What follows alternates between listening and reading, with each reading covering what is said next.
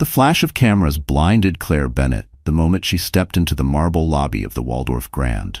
Every lens seemed to find her, freezing her in a storm of whispered scandal.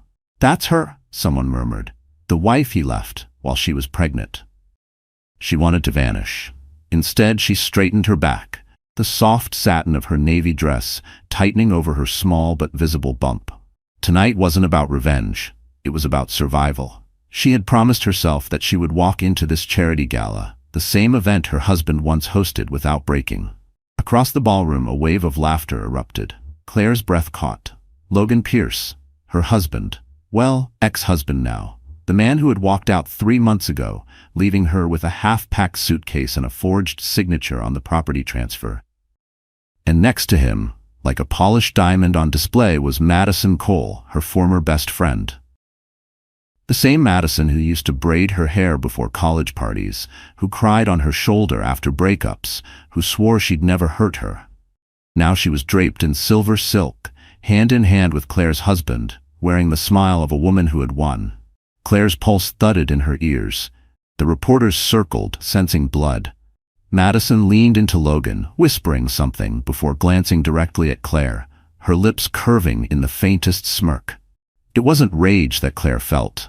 It was clarity. A cold, sharp understanding that the people she had built her world around were never hers to begin with. Then, from behind her, a voice low and calm, "You shouldn't let them see you shake." She turned. A tall man in a black suit stood by the champagne bar, eyes steady, face familiar. Ethan Rowe, the lawyer who'd once worked for Logan's company before mysteriously resigning. He held her gaze for a moment that felt too long, too knowing.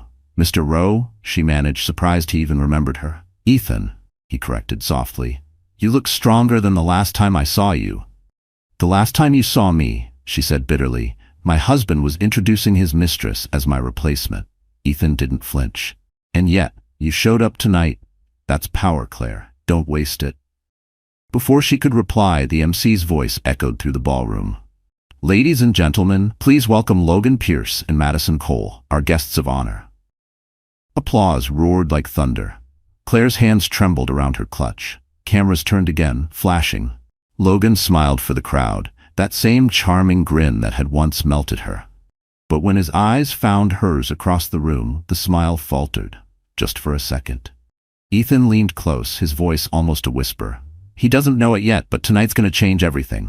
Claire blinked, her heart pounding, a flash, realizing Ethan wasn't there by chance. He was waiting for this night. And somehow, she was part of his plan. Before betrayal had a name, before money and headlines replaced warmth and laughter, there had been love. Real, dizzying, reckless love. Claire Bennett used to believe that kind of love could conquer anything. She used to believe in him. 5 years ago, Logan Pierce wasn't a millionaire. He was a dreamer with messy hair and coffee-stained shirts, building a startup from his tiny Brooklyn apartment. She'd met him by accident, literally, when he'd spilled espresso on her sketchbook at a downtown cafe. He'd offered to buy her a new one, then spent 2 hours talking about algorithms and ambition until her latte turned cold. Claire was drawn to him, not for his charm, but for his hunger. He believed he was destined for greatness, and he made her believe it too. Their love story unfolded like a montage. Late-night takeout on the floor, brainstorming ideas with post-it notes covering the walls, laughing until dawn because they couldn't afford furniture.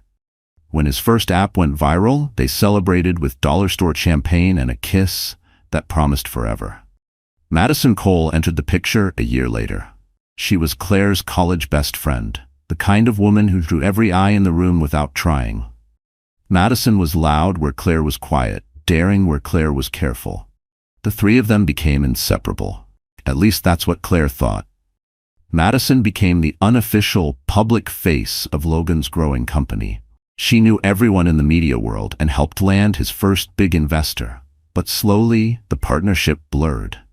Claire noticed the way Madison laughed a little too long at Logan's jokes, the way her hand brushed his arm in conversations that lingered. Logan always brushed it off. "Don't be paranoid, babe. She's helping me. Us." And Claire wanted to believe him. She wanted to believe that ambition and temptation could coexist without destroying what they'd built. When Logan proposed, he did it in the most Logan way possible, on the rooftop of their first office building, with a simple gold ring and the city lights burning below them. "You and me, Claire," he'd whispered. "We'll build an empire." They did. Within 2 years, Logan's company exploded into the national market. Money, luxury, media attention, everything they had once dreamed of came true.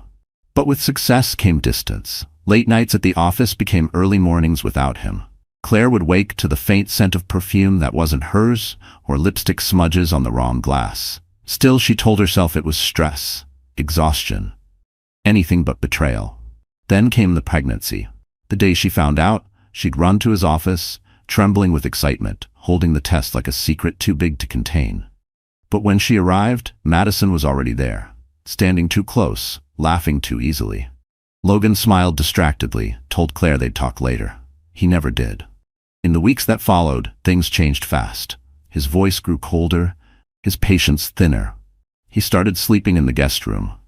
The night he walked out, he didn't even look back. Just a short note on the counter and a check big enough to make his guilt disappear. Now, standing in that glittering ballroom months later, Claire could still remember the boy who'd spilled coffee on her sketches. She could still remember believing they were unstoppable. But that boy was gone, buried under designer suits and Madison's perfume. As she lifted her champagne glass, she caught Ethan watching her again from across the room. His expression wasn't pity. It was something else, like he knew there was more to come. And in that flicker of connection, Claire realized the story of her marriage wasn't over. It was just about to take a darker turn. The warning signs had always been there, Claire realized. Quiet, polished lies dressed up as concern. But love makes even the smartest women blind, and she had been hopelessly in love. It began subtly. Madison would stop by their apartment just to check on you, bringing bottles of wine that Claire couldn't drink once she was pregnant. She'd offer to help manage Logan's schedule, to lighten Claire's load. At first, it felt like kindness. Madison had always been the charismatic one, the social butterfly who made connections look effortless. But soon, her presence became suffocating. She started answering Logan's phone when Claire called. She began referring to the company as our project. And when Claire confronted her, Madison only smiled. "Relax, babe, you're hormonal. Logan and I just work well together. You should be grateful someone's watching his back." That sentence stuck in Claire's mind like a splinter. Watching his back. For what? On whom? One evening, as Logan prepared for another business dinner, Claire noticed a new cologne lingering on his shirt. Something musky and unfamiliar. She reached for it, half teasing, half trembling. "You're really trying to impress investors, huh?" He didn't meet her eyes. "Just trying to keep the company afloat, Claire. Not everyone gets to stay home and decorate." The words hit her harder than any slap could. It wasn't just contempt, it was dismissal. The same man who once celebrated her creativity now saw her as furniture. Days turned into weeks. Logan grew more distant, while Madison's face appeared everywhere. Company events, magazine features, social media posts. Every article mentioned her name beside his. Pierce Innovations Power Duo. Claire scrolled through the headlines at night, the blue light from her phone reflecting off her tears. One night, unable to sleep, she drove to Logan's office downtown. The city was silent, soaked in rain. She parked across the street and watched as the top-floor lights flickered. Her stomach twisted when she saw them. Two silhouettes, close, too close. Logan and Madison. Her pulse thundered in her ears as Madison's hand slid along his chest, his head bending toward hers. She wanted to scream, to storm in and shatter the glass walls that hid their betrayal. But she didn't. Instead, she turned the car engine back on and drove until dawn, numb and empty. The next morning, Logan acted as if nothing had happened. He kissed her forehead before leaving for work, his tone mechanical. "You should rest more. Stress isn't good for the baby." The hypocrisy almost made her laugh. Almost. By the 3rd month, she had become invisible in her own home. The phone barely rang, and when it did, it was Madison's voice on the other end. "Logan's too busy for trivial things, Claire. Don't take it personally." It wasn't until she found the envelope hidden inside his desk drawer that the denial shattered.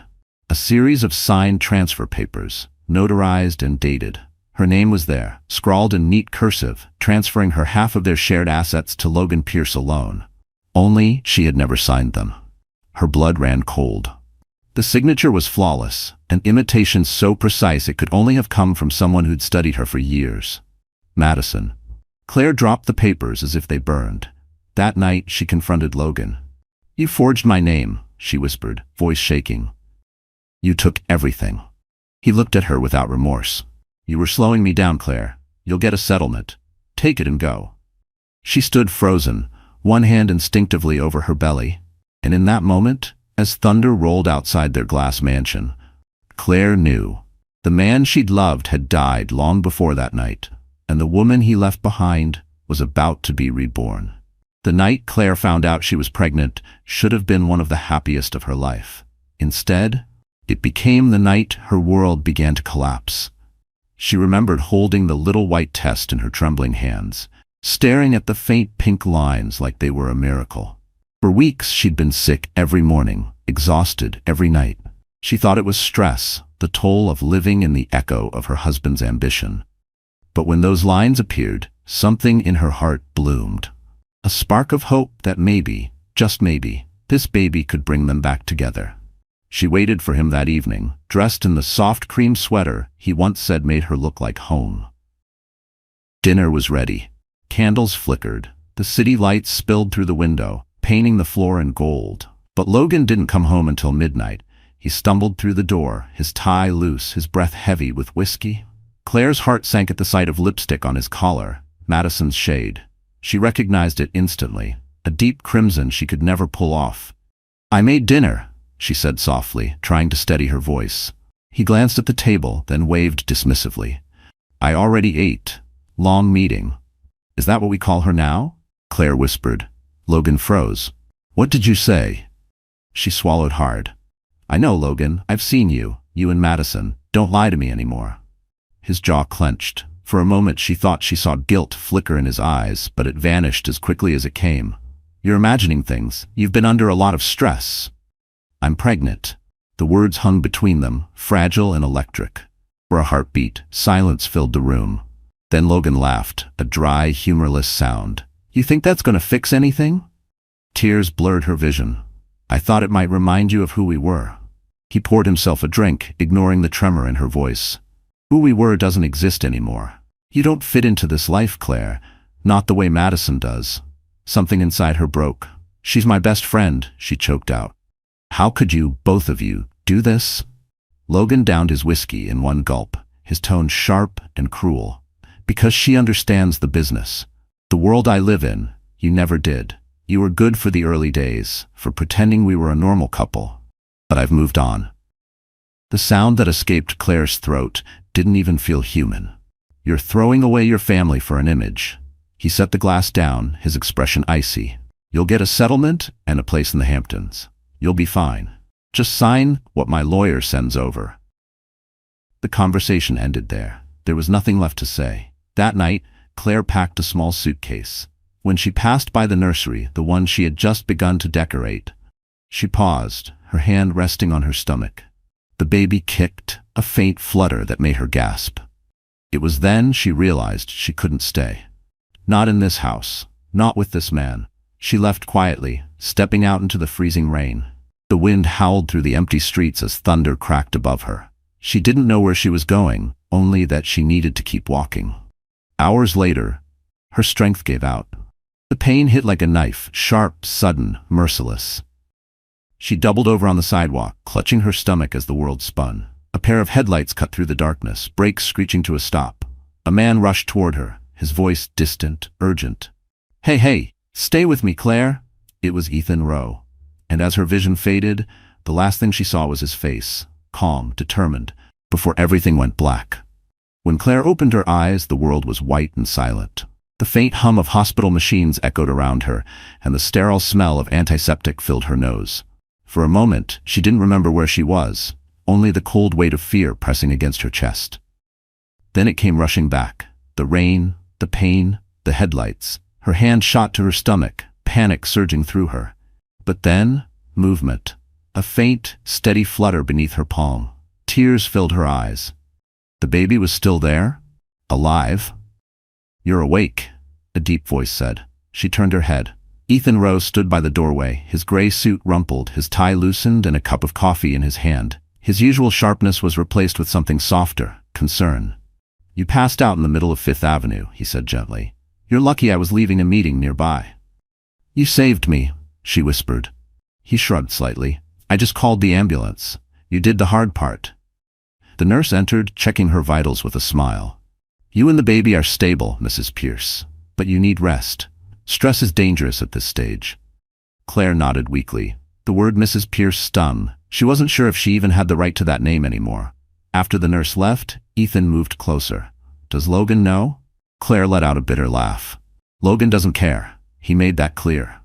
Ethan hesitated. "I know what he did, Claire. More than you think." She frowned. "What do you mean?" He didn't answer. Instead, he reached into his briefcase and pulled out a manila folder, sliding it onto her bedside table. "Not tonight. You need to recover first. But when you're ready, open that. It'll explain why you're not the only one he betrayed." Before she could press further, the doctor entered, and Ethan quietly stepped out. That night, Claire lay awake staring at the ceiling. The rhythmic beeping of the monitor lulled her, but her thoughts were anything but calm. The manila folder sat unopened beside her, its presence heavy and mysterious. She thought of Logan, probably sleeping soundly in their penthouse, wrapped in Madison's arms, while she lay alone, surrounded by machines. The next morning, she was discharged with strict orders to rest. Ethan offered to drive her home, but she refused. "I don't have one," she said quietly. He didn't push. Instead, he took her to a small, furnished apartment he owned near Central Park. "It's empty. Stay here until you figure out your next step," he said simply. "I can't." "Claire?" His tone softened. "You don't owe me anything. Let this be a clean start." Over the next few weeks, she began to heal. She cooked small meals, walked in the park, and tried to remember how to breathe again. Ethan checked in occasionally, always brief, always polite, but she sensed something guarded behind his calm exterior, like he knew more than he was saying. One morning, unable to resist, she finally opened the folder. Inside were documents, emails, transaction records, and photos. Her blood ran cold. Logan had been funneling company funds into an offshore account under Madison's name. Worse, some transfers bore her forged signature. If the authorities discovered it, she could be implicated. Her hands trembled as she flipped through the pages. Ethan had been right. Logan's betrayal ran deeper than love. It was criminal. A single note lay at the bottom of the folder in Ethan's neat handwriting. "When you're strong enough, we'll fight back. Until then, stay quiet." Claire exhaled shakily, pressing a hand over her stomach. The baby kicked gently, as if reminding her she wasn't alone. And in that quiet apartment, Claire made a silent vow. She wouldn't just survive this. She would rise from it. And when she did, every secret Logan Pierce buried would burn. The winter that followed was the coldest New York had seen in a decade. Snow blanketed the streets in silence. The city's usual roar muted to a distant hum. Inside the small Central Park apartment, Claire lived like a ghost, half alive, half waiting. Days bled into nights. She slept on the couch because the bed felt too big, too empty. The coffee table was covered in unpaid bills and old ultrasound photos, reminders of the life that was coming whether she was ready or not. She talked to her unborn child sometimes, whispering promises through the quiet. "I'll keep you safe," she'd murmur, "even if it kills me."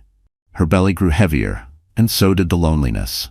Every time she passed a newsstand, she saw Logan's face smiling back at her. Pierce Innovations raises record funding. The power couple of tech, Logan Pierce and Madison Cole. Their world glittered while hers collapsed in silence. Ethan visited once a week, always bringing groceries and quiet reassurance. He never pitied her, something she was deeply grateful for. Once she asked why he helped her at all. He only said, "Let's just say Logan and I share unfinished business." But one night, the silence broke. Claire woke to pounding on the door. Her heart jumped. It was after midnight, and snow was falling thick outside. She pulled on her robe, opened the door, and froze. Her younger brother, Ryan, stood there, shaking, soaked to the bone. "Claire, I messed up." She pulled him inside. He was thinner than she remembered, his face pale, eyes darting. He smelled like cigarettes and desperation. "What happened?" she asked, guiding him to the couch. "I borrowed money," he muttered, "from people I shouldn't have." "Ryan?" I thought I could double it, start something small, pay it back. But it went bad. They said if I don't pay by Friday, they'll come after me. He looked up at her, terrified. Claire, they know where you live. The air left her lungs. She wanted to scream, to cry, but instead she forced herself to think. Ethan's words echoed in her mind. Stay quiet. If Logan caught wind of this, he'd use it against her. I'll handle it, she said finally, though her voice shook. The next day, she called Ethan. When he arrived, she told him everything. He listened silently, then said, I'll make some calls. But Claire, if they're who I think they are, you need to leave this apartment. Tonight. Within hours, she was in his car, wrapped in a blanket, watching the city disappear through the window. Ethan drove north to a secluded cabin near the Hudson River. It's safer here, he said, helping her inside. That Nair stood by the window, snowflakes drifting against the glass. Every time I think I've hit bottom, she whispered, it gets deeper. Ethan stood behind her, his reflection calm but firm. That's because you're not meant to stay at the bottom. Her eyes met his in the glass. You really think I can come back from this? He hesitated. I don't think. I know. The words struck something deep inside her, a spark she hadn't felt in months. She didn't know if she believed him yet, but for the first time, she wanted to. Later that night, as the wind howled outside, Claire lay awake, her hand resting on her stomach. The baby kicked once, strong and sure. It was as if life itself was reminding her that she was still in the fight. And somewhere between the sound of the storm and the beating of her heart, Claire made another silent vow. If she ever climbed out of this darkness, she would never let anyone break her again. 2 months later, the Hudson thawed, and with it, something inside Claire began to shift. She was still fragile, mentally, physically, but not broken anymore. The quiet of the cabin had given her space to think, to breathe, and to begin piecing together the woman she used to be. The morning started early. Ethan had left her a small notebook on the kitchen table with one sentence written inside. Make something beautiful again. At first, she didn't understand. But one day, while walking through the cabin's attic, she found an old drafting table coated in dust. It reminded her of who she was before Logan, before the lies, before the loneliness. So she started sketching again. The lines came shaky at first, hesitant, but soon her hands remembered. Designs poured out of her like rain. Furniture layouts, home interiors, things she'd never had the courage to create when Logan controlled every decision. She lost herself in it for hours, and when she finished, she realized she'd stopped thinking about him entirely. Ethan visited every weekend, bringing groceries and quiet conversation. He never asked about Logan or Madison, and Claire never mentioned the past unless it slipped out between sips of tea. Instead, they talked about the future, hers specifically. You have something rare, Ethan said one afternoon watching her sketch. You don't just design spaces, you heal them. Claire smiled faintly. I'm still learning how to heal myself. You're doing it, he said softly. She didn't know how to respond. For weeks, she'd fought off the loneliness by building imaginary walls around her heart. But with Ethan, the walls started to crack. He never flirted, never crossed a line, but sometimes, when their hands brushed while passing coffee mugs, a quiet current pulsed between them. Then one evening, everything changed. Claire was sitting by the fire, sketching nursery ideas, when Ethan's phone rang. His expression darkened as he answered. Yes? He said sharply. A pause. Where? He hung up and turned to her. Someone broke into your old apartment. Claire froze. What? They tore the place apart. Police think they were looking for something. Her pulse spiked. Ryan, Ethan nodded grimly. I already had someone check. He's gone. Disappeared 3 days ago. Panic seized her chest. They took him, didn't they? I don't know, Ethan admitted. But whoever's behind this knows about you now. Claire gripped the edge of the table. You said this place was safe. It was, Ethan said quietly, until someone tipped them off. The words hit her like a blow. You think, Logan? I don't think, Ethan interrupted. I know. He's trying to flush you out, Sudhat. Those accounts I showed you? He's using them to cover the missing company funds, and if you disappear permanently, you'll take the blame. Her knees buckled. Ethan caught her before she fell. Listen to me, he said, steadying her. You're not alone in this. I've been building a case for months, but I need proof. Documents only you can access. She looked up at him, trembling. From Logan's office. He nodded. Exactly. For the first time in months, Claire felt something powerful stir inside her. Not fear, but resolve. "I'll go back," she whispered. Ethan blinked. "You're pregnant, Claire. It's too risky." She placed a hand on her belly. "He's already taken everything from me. My home, my name, my peace. I won't let him take my future, too." Ethan stared at her, seeing not the fragile woman he'd rescued, but the warrior she was becoming. "Then we do this together," he said finally. Outside, the wind howled again, but this time, it didn't sound like despair. It sounded like change. And as the firelight flickered across her determined face, Claire knew this was no longer about surviving. It was about reclaiming her life. 3 days later, Claire Bennett stood in front of the glass tower that once bore her husband's name, Pierce Innovations. The mirrored surface reflected the city skyline and, faintly, the face of the woman she used to be. Fragile, hopeful, dependent. That version of her was gone. What stood here now was someone new, calmer, colder, carved by betrayal and fire. She wore a simple black coat that hid her growing belly, her hair pulled into a sleek bun. Ethan had warned her again that morning, his voice low but firm. "If anything feels wrong, you walk away." "I won't get another chance," she'd replied. He sighed. "Then keep your phone on. I'll be 2 blocks away." Now, as she stepped into the lobby, every sound felt sharper. The click of her heels, the hum of the elevator, the polite greetings of the receptionist who didn't recognize her anymore. That used to hurt. Now it felt like armor. The plan was simple, but risky. Ethan had traced the location of encrypted files to Logan's private office server. Those files contained everything: proof of the offshore accounts, the forged signatures, the shell companies under Madison's name. If she could copy them, Ethan could expose Logan publicly and clear her name. The elevator doors slid open to the top floor. The sight stole her breath. The space hadn't changed. Polished marble floors, glass walls overlooking Manhattan, and the faint scent of his cologne that still haunted her. Her pulse quickened. She could almost see him pacing, phone pressed to his ear, barking orders. But Logan wasn't here. Not yet. She slipped inside his office, moving quickly. The desk gleamed, spotless, except for a framed photo of him and Madison smiling for a magazine cover. The power couple of the year. Her stomach twisted. "Focus," she whispered to herself. She found the safe behind a panel of the bookshelf, just where Ethan said it would be. She typed the code he'd given her, hands trembling. A soft click. Inside were stacks of files and a hard drive. She grabbed both, slipping them into her bag. Then, footsteps. Claire froze. The door creaked open, and Logan's voice filled the air. "I thought I heard heels."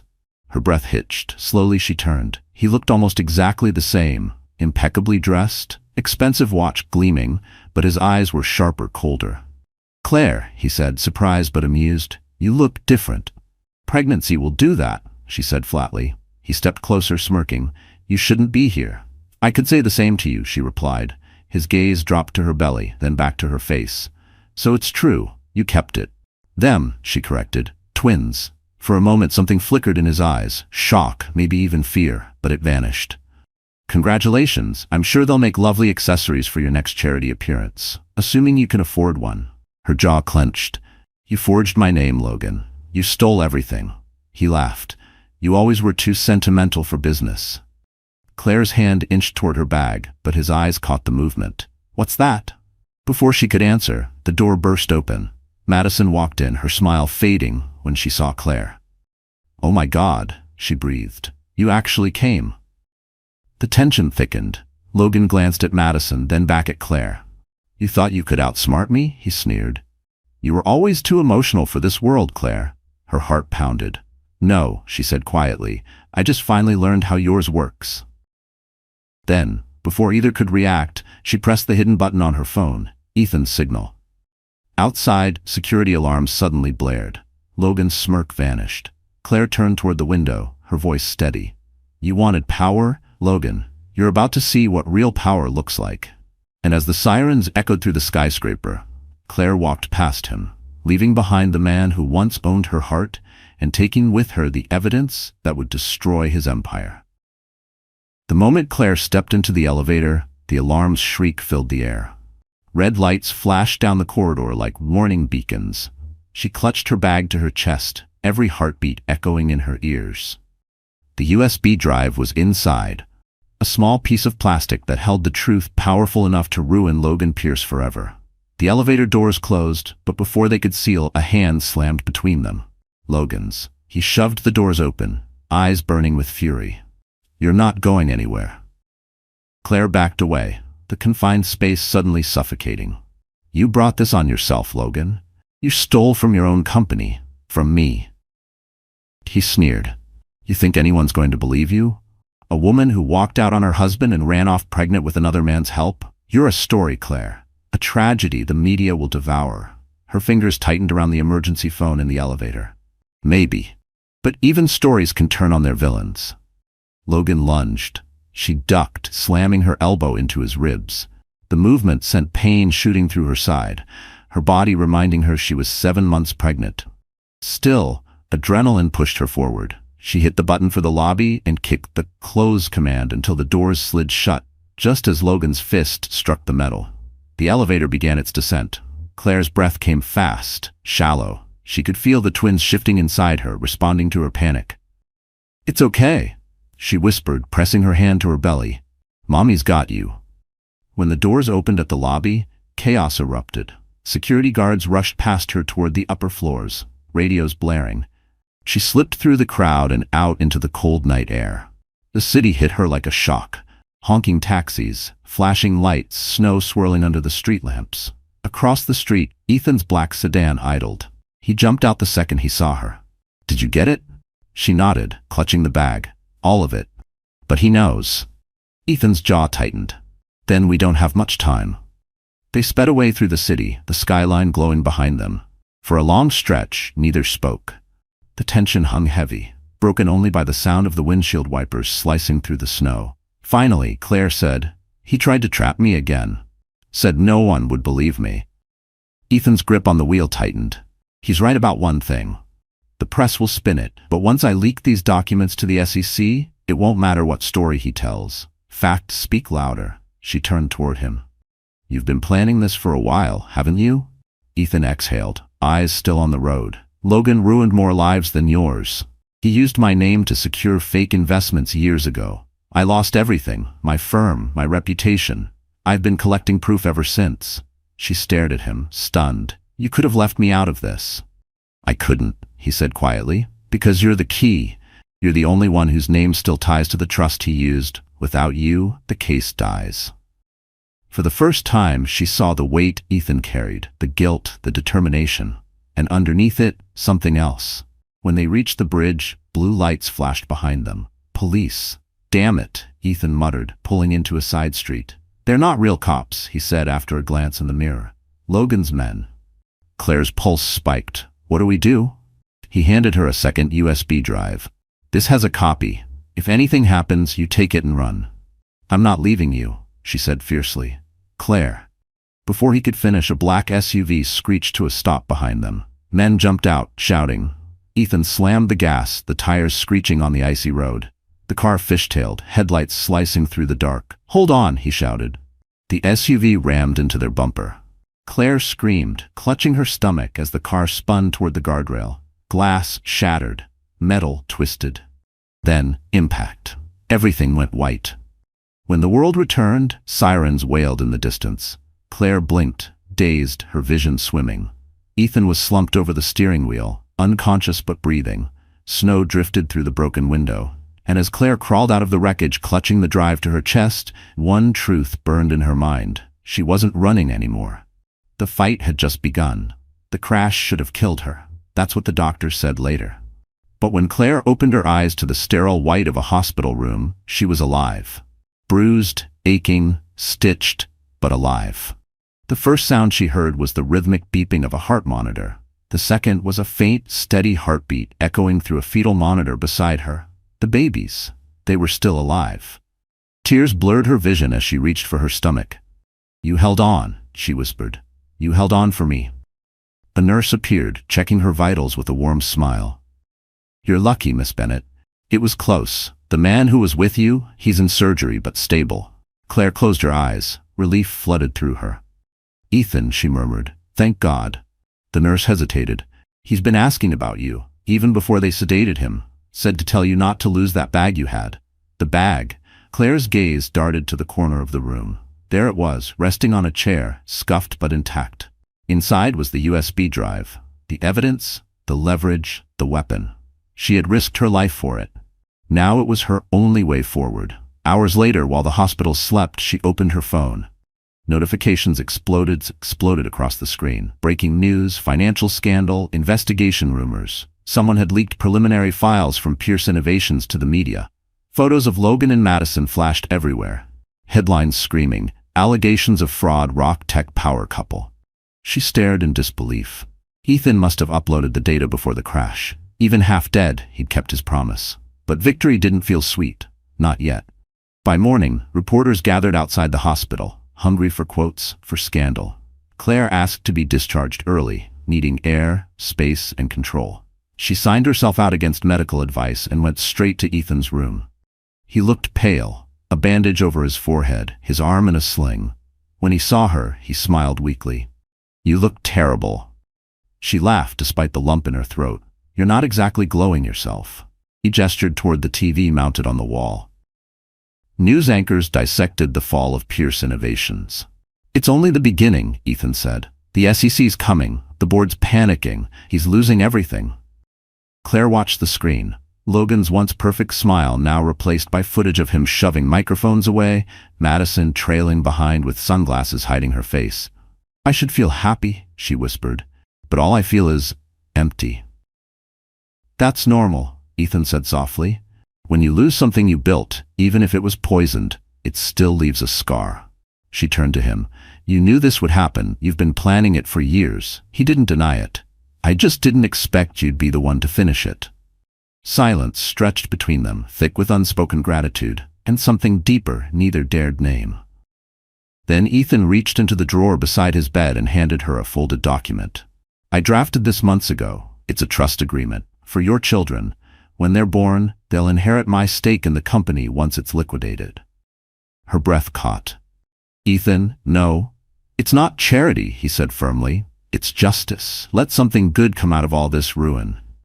Claire's throat tightened. She took his hand, her voice trembling. "You saved me twice, once on the street and again from myself." He smiled faintly.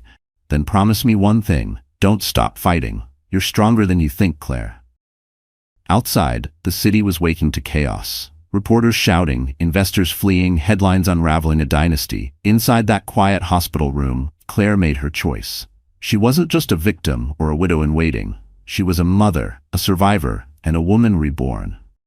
And as she looked out the window toward the morning light, Claire whispered the words that marked the beginning of her new life. "This time, I fight for me." By the time Claire was strong enough to walk out of the hospital, New York had turned against Logan Pierce. His empire, once a monument of glass and arrogance, was now collapsing under the weight of public scrutiny. Headlines followed her everywhere.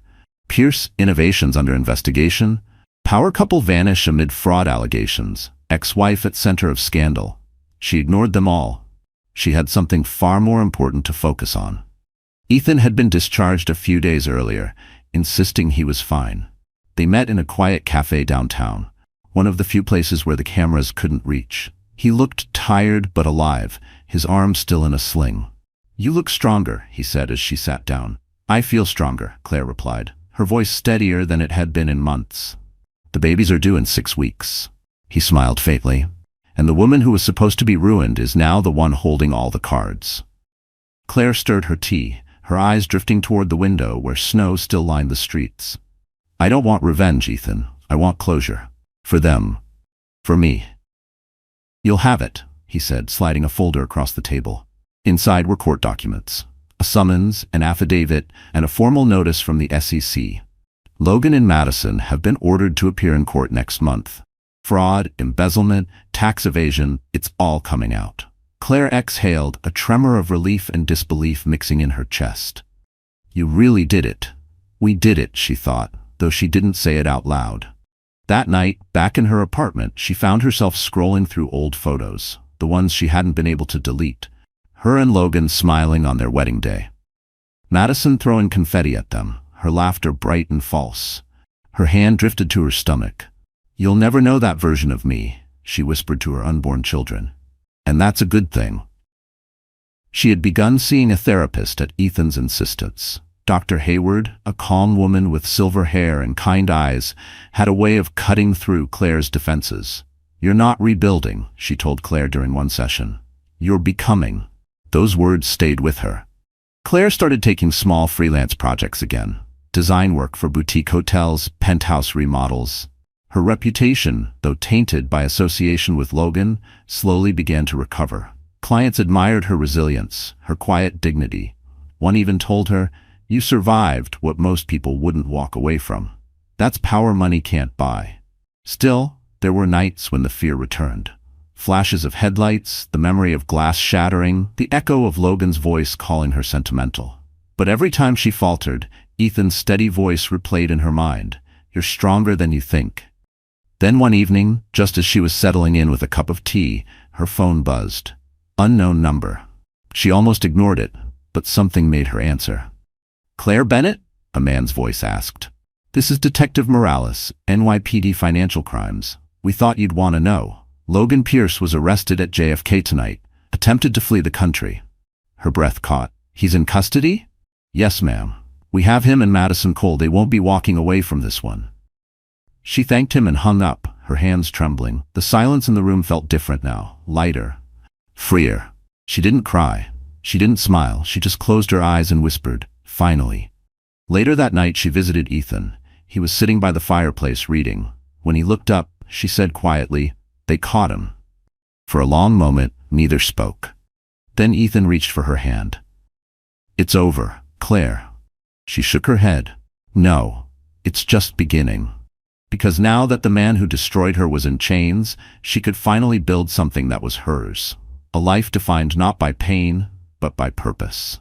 The day her twins were born, the sky over Manhattan was streaked with gold, the kind of sunrise that felt like a promise. The hospital room was quiet except for the soft hum of machines and the sound of two newborn cries, fragile but fierce. Claire Bennett had imagined this moment 1,000 times, but never like this. No husband's hand to hold, no smiling photos for the magazines. Just her, the two lives she'd fought to protect, and the quiet certainty that everything she'd endured had led to this. The nurse placed the babies in her arms. One boy had her dark eyes, the other her quiet mouth. "Noah and Liam," she whispered, tears slipping down her cheeks. "Welcome home." Ethan stood by the door, pale but smiling, a bouquet of lilies in his good hand. "They're perfect," he said softly. Claire looked up at him, exhausted but radiant. "You kept me alive for this," she said. He smiled faintly. "No, you kept yourself alive.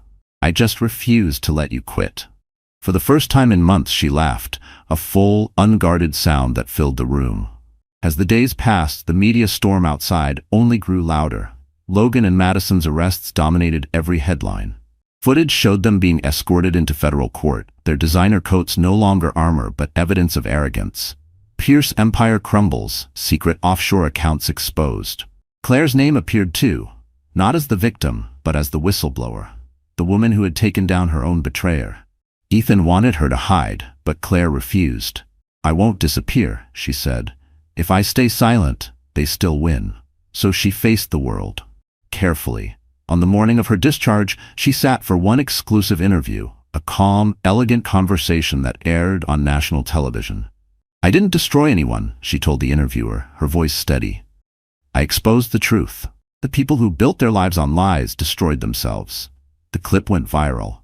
Women from across the country flooded her social media with messages, admiration, gratitude, solidarity. "You reminded me to never stay quiet. You gave me hope." But while the world hailed her as a symbol of strength, privately, Claire was just trying to figure out motherhood. Nights blurred into days. The twins cried in shifts, their tiny lungs reminding her of how fragile new beginnings could be. She barely slept, surviving on caffeine and instinct. Still, when she looked at them, when she saw their eyes, their unfiltered trust, she knew she would do it all over again. Ethan visited often, always bringing small comforts. Diapers, baby formula, silence. One evening he walked in to find her asleep on the couch, one baby on each arm. The television played softly in the background, a news anchor discussing the ongoing investigation. He watched her for a long moment, something unspoken flickering in his eyes. Then he quietly adjusted a blanket over her shoulders and turned off the TV. Weeks later, as spring began to thaw the city, Claire received a letter from the court. Logan had pled guilty to fraud and conspiracy. Madison had turned on him, cutting a deal in exchange for testimony. Logan faced 15 years. Claire stared at the letter for a long time, her heart still and calm. Justice didn't feel triumphant. It felt peaceful. That night, she stood by the nursery window, watching the city lights blink below. The babies slept soundly, their soft breathing the only rhythm she needed. She whispered to them, "You were born out of the worst pain of my life, but you're the best thing that's ever happened to me." Then her phone buzzed. A message from Ethan. "Meet me tomorrow. There's something you need to see." And as Claire glanced down at her sleeping sons, she didn't know that what waited for her the next day wasn't another battle. It was the truth that would change everything she thought she knew about Ethan Rowe. The following morning, the city was washed clean by a thin drizzle, the kind that blurred reflections and made even the ugliest streets look poetic. Claire bundled the twins, kissed their foreheads, and left them with the sitter. Her stomach churned with curiosity and something darker as she drove across Manhattan to the address Ethan had texted. It wasn't his usual office. It was an old warehouse near the river, quiet and half-abandoned. She parked, heart pounding, and stepped inside. Ethan was already there, standing beside a table cluttered with files, hard drives, and sealed envelopes.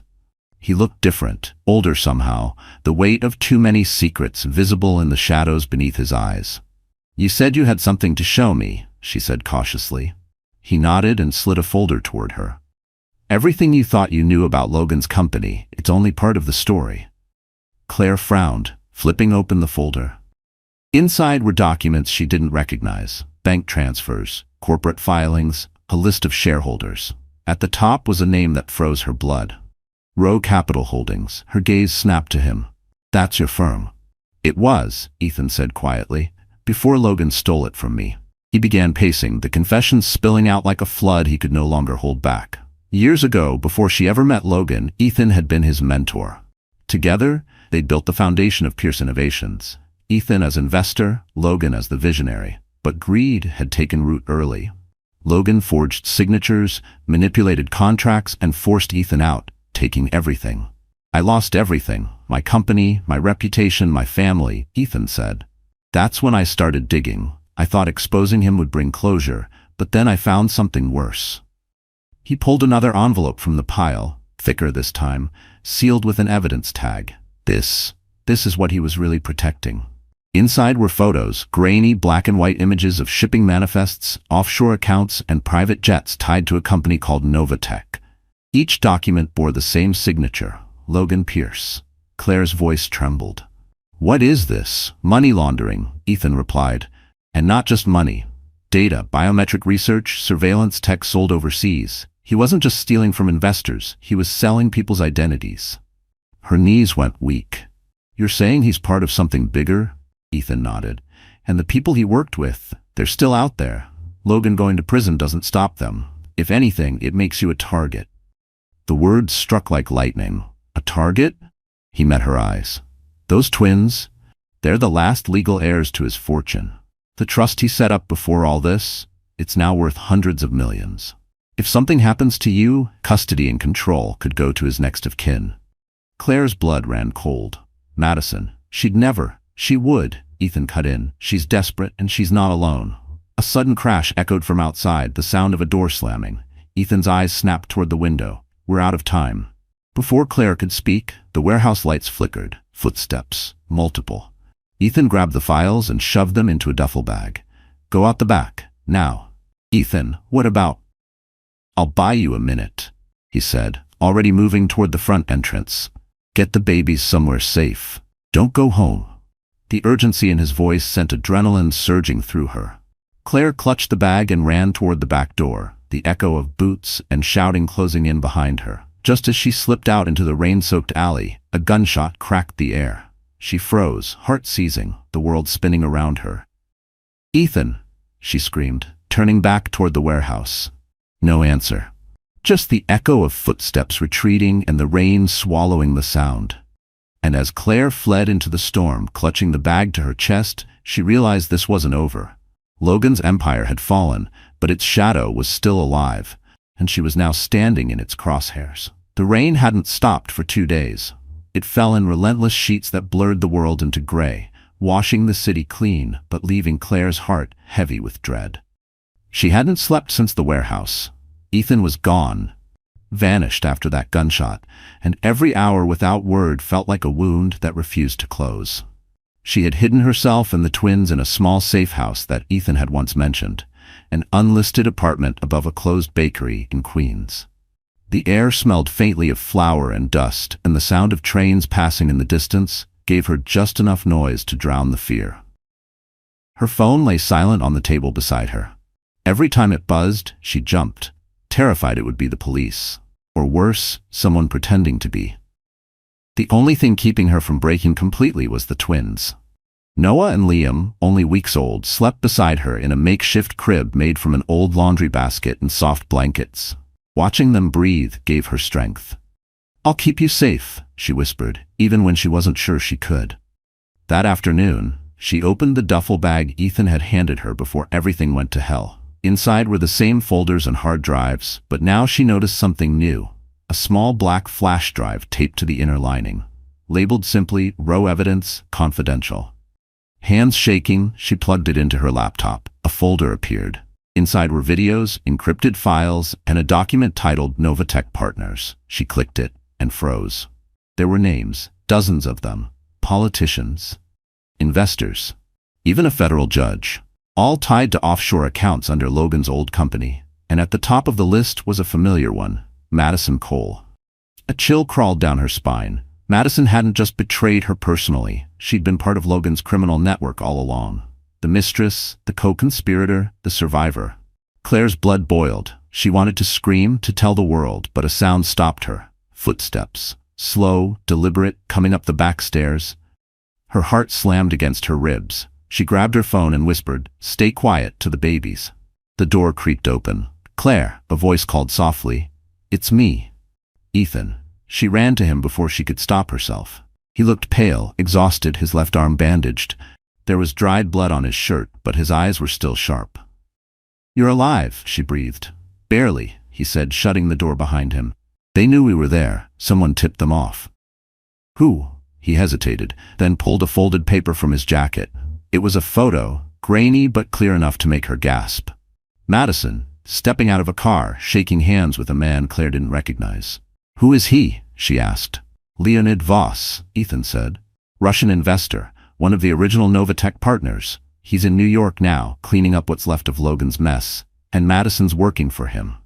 Claire stared at the photo, the truth slicing through her like glass. "So this isn't over?" "Not even close," Ethan said grimly. "Voss wants that drive you're holding, the one that links him to the network. If he gets it, all of this disappears, and so do we." She swallowed hard. "Then we make sure it never disappears." Ethan looked at her surprised. "Claire, this isn't your fight anymore. You have the twins." "It's exactly my fight," she interrupted. "He destroyed my life, Ethan. Madison helped him, and now they're coming after my children. You think I'll run again?" He studied her for a long moment, then nodded slowly. "All right, then we fight smart." "How?" "We leak everything. Not to the press, to everyone. Thousands of emails, encrypted files, social platforms. We drown them in truth before they can silence us." Claire met his eyes, her fear burning into determination. "Then let's end this." Outside, thunder rolled over the city like a warning, and as Ethan began connecting the hard drives, Claire stood beside him. No longer the woman who'd been left behind, but the one who was about to bring down an empire. The city didn't sleep that night, and neither did Claire. The small apartment glowed with the pale light of computer screens, the hum of fans filling the silence. Ethan sat at the table, typing furiously, while Claire paced behind him, the duffel bag of evidence emptied across the floor. Papers, flash drives, photographs, all organized into neat, damning piles. "This is it," Ethan said quietly. "Once I hit send, there's no going back. We'll be targets, not just from Voss, but from everyone he owns." Claire stood beside him, her arms crossed. "We've been targets since the moment Logan walked into my life. I'm done hiding." He looked up at her. This woman who had survived betrayal, loss, and near death, and for a moment he saw something unbreakable in her eyes. "Then we burn it all down," he said. He pressed enter. The files began to upload. Thousands of documents, emails, and contracts copied across encrypted servers, shared through whistleblower networks, and sent to major media outlets. The progress bar filled slowly, pixel by pixel, the quiet countdown to war. By dawn, the world began to wake to chaos. Phones buzzed, reporters shouted, screens filled with headlines that spread faster than wildfire. Global corruption ring exposed, political and corporate leaders under investigation. And then, Novatech scandal, the widow who brought down the empire. Claire watched from the window as the city erupted. Her name trended online, her face splashed across every network. The same world that once pitied her now looked at her with awe. The woman who had exposed the billion-dollar shadow empire. Ethan turned on the TV. The anchor's voice trembled with disbelief as they listed the names. Logan Pierce, Madison Cole, Leonid Voss, and dozens of others. Claire exhaled, her hands trembling. "It's out." Ethan nodded. "It's out, and it can't be taken back." For a brief, fragile moment, she felt free. Then the phone rang. She picked it up, expecting a reporter, but froze when she heard the voice on the other end. Low, controlled, icy. "Claire Bennett," Madison said. Claire's grip tightened. "You should be in prison." A small laugh crackled through the line. "You really think this ends with a few emails and headlines? You have no idea who you just exposed." "Then enlighten me." Madison's tone turned sharp.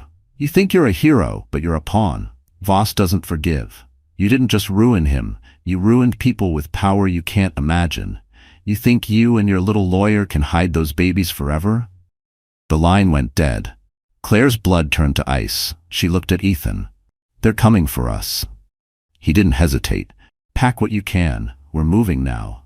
Within minutes, the apartment was stripped bare. Ethan grabbed the drives. Claire bundled the twins, and together they slipped out the back stairs into the pre-dawn fog. They drove north, leaving the city behind.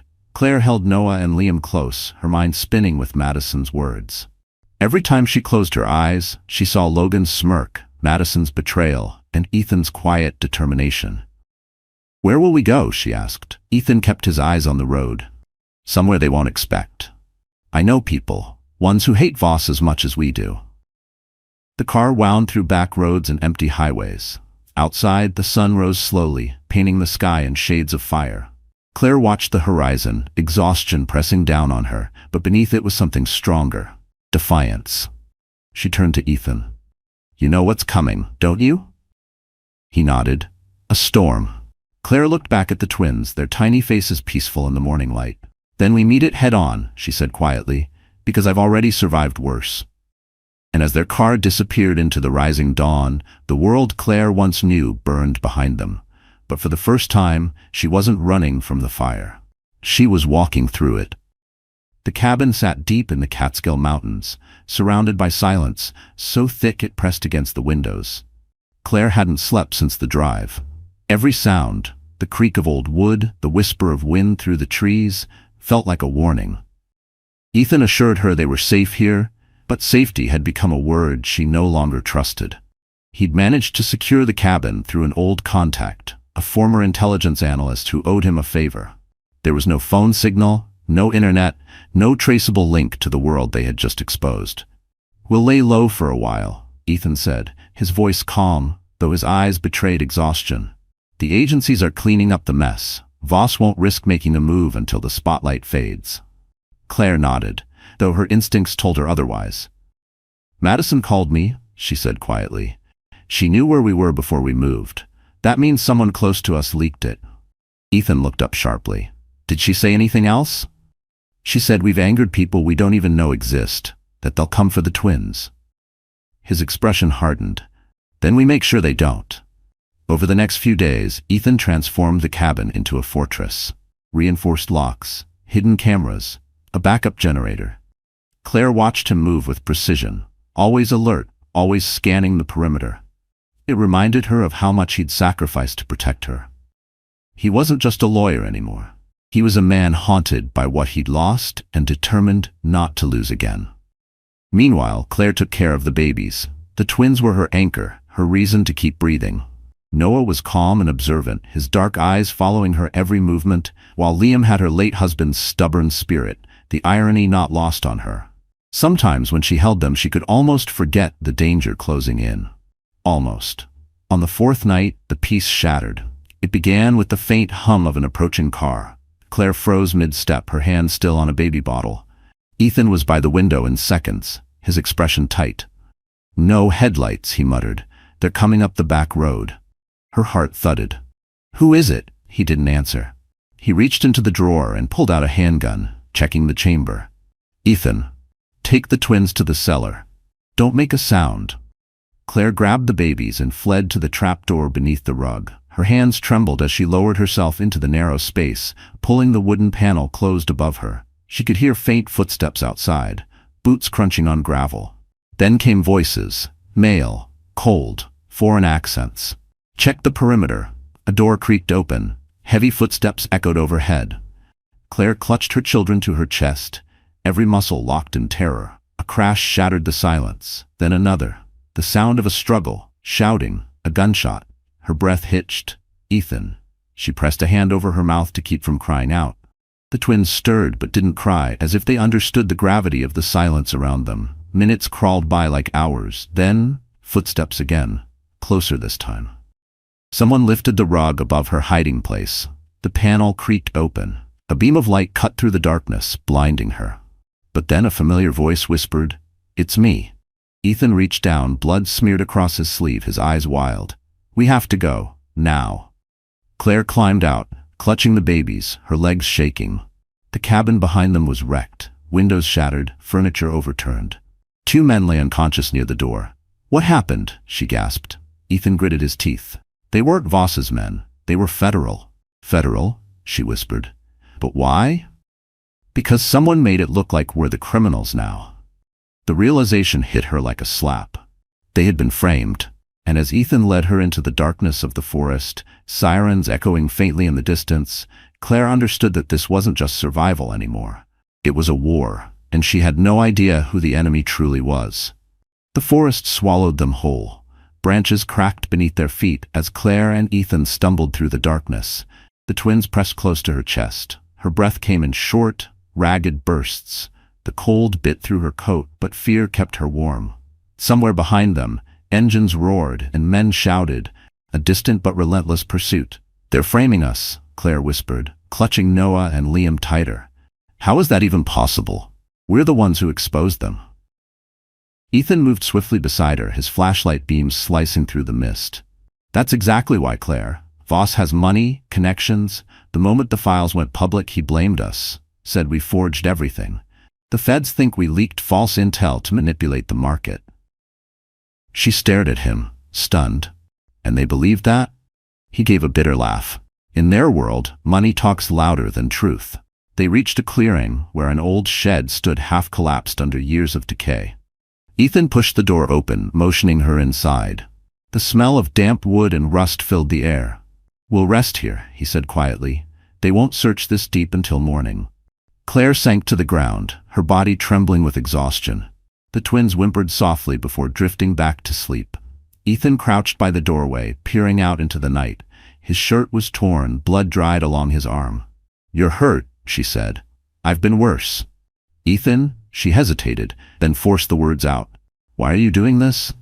"You could have walked away. You didn't have to protect me." He turned to her, his face half-shadowed. "Because I couldn't protect my own family," he said simply. "I lost them because of Logan." Claire froze. "What do you mean?" Ethan's voice dropped, rough and low. "Logan didn't just steal my company. He stole my life. My wife, Rachel, she was pregnant when he framed me for fraud. She left, thinking I was a criminal. Died in a car crash before I could clear my name." The confession hit Claire like a wave. She covered her mouth, tears burning her eyes. "Ethan, I didn't know." He looked away. "That's why I helped you. You were living the same nightmare. But you did what I couldn't. You fought back." The air between them grew heavy, filled with grief and something deeper, something unspoken. For a long moment neither spoke. Then Ethan's radio crackled faintly in his pocket. Static, then a voice. "Target moving north. Orders are to capture alive." Ethan's eyes hardened. "They're closing in." Claire stood, determination slicing through her fear. Then we stopped running, he frowned. What are you talking about? She grabbed the duffel bag, the one containing the last encrypted drive. This is proof they can't bury. If we can get it to the media's encrypted network directly, every agency in the country will see the truth at once. No spin, no control. That's risky, he said. It's the only way. He hesitated, then nodded. There's a train depot 20 miles south. Freight line runs into the city. We can use it to upload the files from a terminal. They waited for dawn before moving again. Mist clung to the ground, the forest glowing silver in the first light. As they walked, Claire's mind churned. Flashes of Madison's voice, Logan's smirk, Voss's invisible hand behind everything. She was done being their pawn. Halfway through the trek, they heard it. The whir of a drone. Ethan swore under his breath, pulling her behind a rock. They found us, he hissed. Bullets tore through the trees, splintering bark. Claire shielded the babies, her heart hammering. Ethan fired back, hitting the drone, sending it spiraling into the dirt. Smoke curled into the air. They ran again, faster this time, until they reached the ridge overlooking the valley. Below, the abandoned train yard stretched out, glinting in the morning sun. We're close, Ethan said. One last push. Claire glanced at him, breathless. After this, it ends, right? He met her eyes. One way or another. And as they descended toward the rusted tracks, Claire knew she was stepping into the final chapter, where every secret would surface, every lie would burn, and the truth would finally cost its price. The abandoned train yard was a graveyard of rust and silence. Old freight cars stretched across the cracked earth like relics of another time, their metal sides tattooed with graffiti and bullet holes. The morning light bled through the fog, painting everything in shades of gray. Claire tightened the strap of the baby carrier across her chest, feeling Noah's faint heartbeat against her own. Liam slept on her back in a soft sling. Every step she took was heavy, but her resolve was harder than the steel tracks beneath her. Ethan led the way, his gun drawn, eyes scanning the horizon. The main terminal should still have power, he said quietly. Old system, but enough to connect. Once we're in, we'll upload everything. Claire nodded, gripping the duffel bag that had become their lifeline. How long will it take? 2 minutes, he said. Then, after a beat, if we're lucky. They slipped into the terminal, a hollow building filled with broken glass and echoes. Sunlight filtered through shattered windows, illuminating dust in the air like falling stars. Ethan found a working console near the back, its screen flickering weakly to life. This is it, he said. Once I start the transfer, there's no stopping it. Then do it, Claire said, setting the bag on the table. Her voice didn't waver, but inside, her heart was pounding. Ethan inserted the final drive. Lines of code began racing across the screen. It's uploading, he murmured. Encrypted stream. No one can intercept it. For a brief moment, there was only the sound of the fan whirring, the faint hum of electricity. Claire dared to breathe, but then the terminal lights flickered. What's happening? She asked. Ethan's face went pale. They're here. A black SUV roared into the yard outside, tires screeching on gravel. Men in tactical gear poured out, rifles raised. Claire ducked instinctively as bullets shattered the windows. Keep it running, Ethan shouted, returning fire. It's almost done. Glass exploded above them. Claire covered the twins with her body, her pulse thundering in her ears. Ethan, hurry! 70%, he yelled. He fired again, taking down one of the gunmen. The others spread out, circling the building. The air smelled of smoke and gunpowder. 85! A bullet ripped through Ethan's shoulder, spinning him backward. He fell hard, his hand pressed against the wound. Blood bloomed across his shirt. Ethan, Claire cried. I'm fine, he gritted out. Stay down. She crawled to him, reaching for the keyboard. Tell me what to do. He pointed to the screen, his voice strained. When it hits 100, pull the cable. That'll trigger the broadcast. 95%. 96. 97. A grenade clattered through the doorway. Ethan lunged forward, grabbing it and hurling it back before it exploded outside. The blast shook the walls. 98. 99. The bar turned green. Upload complete. Now, he shouted. Claire yanked the cable. The screen flashed. Data distributed. Global feed active. It was done. Ethan sagged against the wall, his face pale but smiling faintly. You did it. She grabbed his arm. We have to go. But before they could move, a figure stepped through the smoke. Madison Cole. Her blonde hair was tied back, her expensive coat marred with soot. In her hand was a gun. "Well," she said coldly, "you really did it this time, Claire." Claire's blood ran cold. "You're too late." Madison smirked. "Maybe, but I only need one thing left, you." She raised the gun, aiming straight at Claire's chest. Before Claire could react, Ethan threw himself in front of her. The gun fired. The sound was deafening. Ethan staggered, blood blossoming beneath his ribs. He fell into her arms, gasping. Madison's face twisted, rage, shock, then fear, as the sound of sirens grew in the distance. Federal vehicles stormed the yard, blue lights flashing through the smoke. She turned to run, but it was too late. Agents swarmed her, dragging her down. Claire cradled Ethan, tears spilling down her cheeks. "Hold on, please." He smiled weakly. "You're free now." "No," she whispered. "Not without you." His hand brushed her cheek. "Raise them well, Claire. Make sure they know their father wasn't the only man who ever loved you." And with that, his hand fell still. As the sirens wailed and the dawn broke through the ruins, Claire looked down at the man who had saved her, realizing that the truth had finally cost its last and greatest price: love.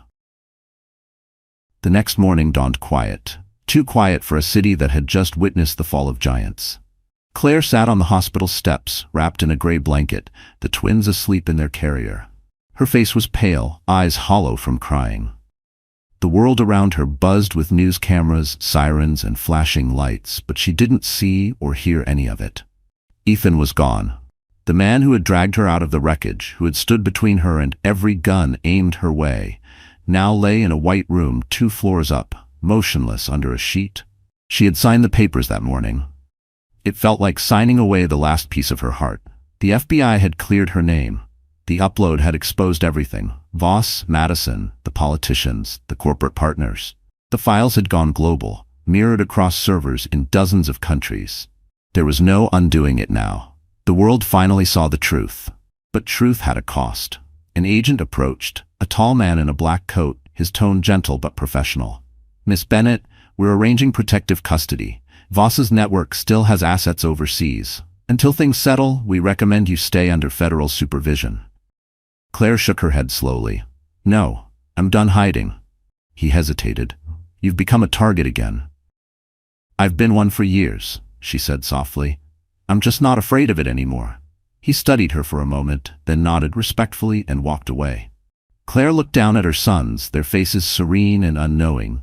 "You'll never remember any of this," she whispered, stroking Noah's cheek, "but you'll know what it cost." Inside the hospital, reporters gathered outside the intensive care ward. News of Ethan Rowe's sacrifice had already spread. The lawyer who died protecting the truth. People were calling him a hero, though Claire doubted he'd ever wanted that title. He would have hated the attention. When she was finally allowed back inside, she walked down the hallway to the viewing room. Through the glass, she could see the flag folded neatly over the end of his bed. The sight broke something deep inside her. Not in the loud, shattering way grief usually came, but in a quiet, aching silence. She whispered, "You promised me we'd win, and we did, but you didn't promise you'd stay." That night, she returned to the safe house one last time. The duffel bag still sat by the door, half burned, half empty. She opened it and found Ethan's small notebook, the one he always carried, filled with neat handwriting. Inside, a single line was written across the final page. "Truth isn't peace, Claire, but sometimes peace is born from those brave enough to tell it." Tears blurred her vision. She closed the notebook and pressed it to her chest. Weeks passed.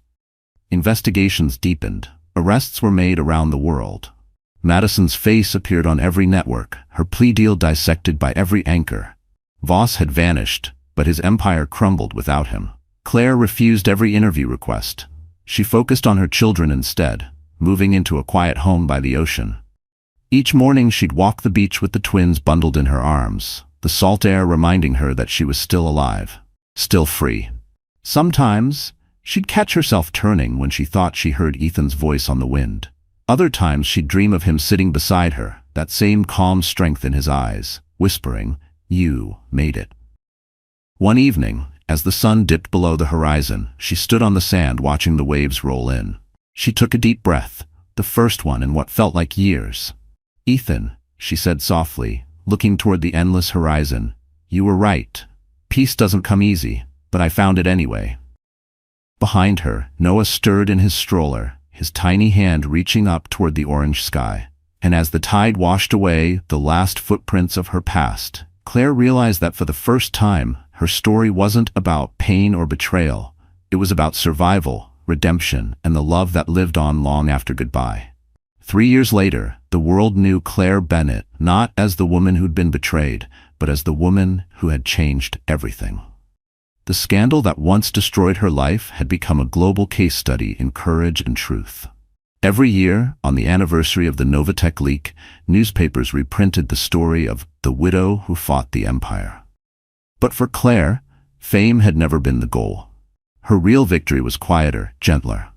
2 little boys with her eyes and Ethan's resilience, growing up in a world finally free of their father's shadow. Her home sat on a cliff overlooking the Maine coast, surrounded by wildflowers and ocean air. The house was modest but warm, designed by her own hands, a place built from healing instead of fear. The twins, Noah and Liam, were nearly 4 now, full of endless energy and laughter. They didn't remember the chaos that had brought them here, and she intended to keep it that way. That morning, sunlight streamed through the wide windows as Claire prepared breakfast. The boys raced down the hallway, their tiny feet pounding the wood floors. "Mommy, look!" Liam shouted, holding up a crayon drawing. It was a stick figure of a woman with long brown hair, 2 smaller figures beside her, and a taller man with a red heart drawn on his chest. Claire smiled softly. "Who's that, sweetheart?" "That's you and us," Liam said proudly. "And that's Uncle Ethan. He helps us when we're scared." Her breath caught. The twins had never met Ethan, not really. But sometimes, when they were quiet, she caught them talking to the man in the light, describing him perfectly. She didn't question it. Some bonds, she believed, didn't end with death. After breakfast, she drove into town for the grand opening of the Roe Foundation for Single Mothers, a project she'd spent the last 2 years building, named in Ethan's honor. The center stood at the edge of the harbor, its glass walls reflecting the sea. Inside, dozens of women gathered, each one carrying their own story of loss, strength, and rebirth. A journalist from the New York Times approached her near the podium. "Miss Bennett," he said gently, "you've become an icon for women everywhere. How do you feel standing here today?" Claire looked around the room, at the smiling mothers, the children laughing in the corner, the warmth that pulsed through the air. "I don't feel like an icon," she said. "I feel grateful. Because pain didn't win. It tried, but it didn't." He smiled. "And what would you say to those who are still trapped, afraid to fight back?" Claire paused, her voice soft but certain. "I'd tell them the truth doesn't destroy you, it saves you. It burns, it breaks, but what's left afterward, that's who you really are. That's where your power lives." When the ceremony ended, applause echoed through the hall. Claire stepped outside to the terrace overlooking the ocean. The sky had turned golden, waves shimmering like glass. She reached into her coat pocket and pulled out a small object, Ethan's old notebook. The last page was still folded. She opened it and read his handwriting one last time. "Some truths are worth dying for, if they let others live free." Tears welled in her eyes, but they weren't tears of grief. They were of peace, the kind she'd thought she'd never feel again. She whispered, "We did it, Ethan. They're safe." The gentle wind swept across the terrace, lifting her hair and rustling the pages of the notebook. And for a moment she swore she heard his voice again, carried on the sea breeze, calm, steady, proud. "You kept your promise." Claire smiled, closing her eyes as the sun dipped below the horizon. Behind her, Noah and Liam's laughter rang out, pure and unburdened. And as the waves rolled against the shore, Claire Bennett finally understood that her story was never about revenge or survival. It was about rebirth, love that defied death, and a woman who turned her scars into light for everyone who came after her. So that's how our story ends. You're still here, right? If you've stayed with me until now, maybe something in Claire's journey touched a part of your heart too. The part that knows pain, loss, and the long road to healing. Her story isn't just about revenge or survival. It's about becoming whole again after being shattered. You see, the Stoic philosophers used to say, we suffer more in imagination than in reality. Claire learned that truth the hard way. That peace doesn't come from what happens to us, but from how we choose to rise afterward. As Marcus Aurelius wrote, the obstacle is the way. And maybe that's the message for all of us. The heartbreak, the betrayal, the failure, they don't define us, they refine us. So if life has broken you a little, remember, you're not broken beyond repair. You're being shaped into someone stronger, wiser, freer. If this story moved you, if it reminded you of your own strength, give it a like, share it with someone who needs hope today, and subscribe to our channel. Because here, we tell stories that heal, one heart at a time.